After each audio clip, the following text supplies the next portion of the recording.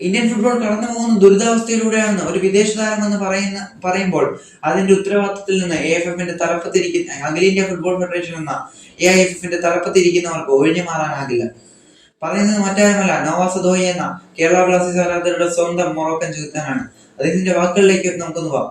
ഞങ്ങൾ ഓരോരുത്തരും ഈ ക്ലബിന് വേണ്ടി എല്ലാം സമർപ്പിച്ച് നിൽക്കുന്നവരാണ്. ഞങ്ങൾ മാത്രമല്ല, supporting staff, coaching staff, media team, broadcasting team, Hitman, ground staff, administrators, ഇങ്ങനെ ഓരോരുത്തരും നിങ്ങളിലേക്ക് ക്വാളിറ്റി ഫുട്ബോൾ എത്തിക്കാൻ വേണ്ടി വർക്ക് ചെയ്യുന്നവരാണ്. ക്ഷമയുടെ സമയമെല്ലാം കടന്നുപോയി. ക്ഷമ ഉത്കണ്ഠയ്ക്ക് വഴിമാറുകയാണ്. എന്ന് വെച്ചാൽ പ്രതിസന്ധികൾക്ക് വഴിമാറുകയാണ്. ഈ ക്ലബിനെ ആശ്രയിച്ച് ജീവിക്കുന്നവർക്ക് അവരുടെ ഓരോ ദിവസത്തെ ജീവിതം പോലും അവതാളത്തിലാവുന്ന കാഴ്ചയാണ് കാണുന്നത്.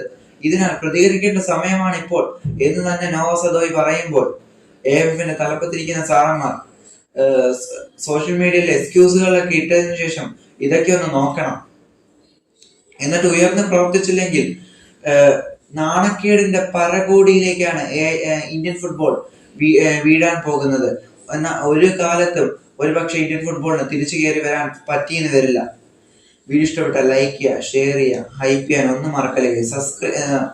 സബ്സ്ക്രൈബ് കൂടുന്നില്ല, സബ്സ്ക്രൈബ് ചെയ്ത് സപ്പോർട്ട് ചെയ്യുക. ഒന്ന് മാക്സിമം പുഷ് ചെയ്യും. സബ്സ്ക്രൈബ് ചെയ്യുക. വലിയ അഭിപ്രായങ്ങൾ താഴെ കമന്റ് ചെയ്യുക. ബൈ.